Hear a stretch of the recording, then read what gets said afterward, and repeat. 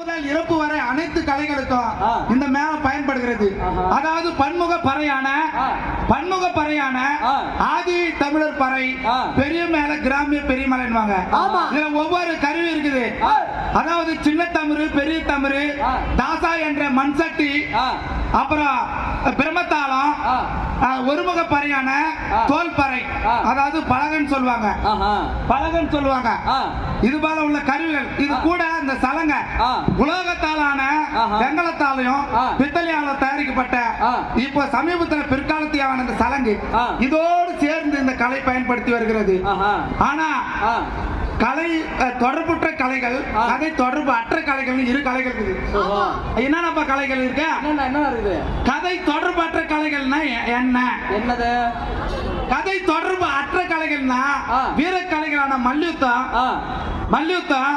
மல்லர் கம்பம், இது மாதிரி எல்லாம் கலை தொடர்பற்ற கலைகள். கலை தொடர்புடைய கலைகள் பார்க்கும்போது தெருக்கூத்து, தோல்பாவை கூத்து, கையூரை கூத்து, பொம்மலாட்டம், இசை நடனம், ஸ்பெஷல் நாடகம், இது போல இருக்குது கதை தொடர்புடைய கலைகள். எண்ணற்ற கலைகள் இருந்தாலும் மக்களை மகிழ்விக்கும் கலை இந்த பறை இசை கலை. கரெக்டா சொன்ன. என்னது? மக்களை மகிழ்விக்கும் கலை இந்த பறை இசை கலை. ஒரு இறந்தவங்களை எடுத்துட்டு ரோட்ல போவாங்க. ஆனா காலாடும், கண்டிப்பா ஆடும். ஆடாத கால்களும் ஆடி வைக்கும்.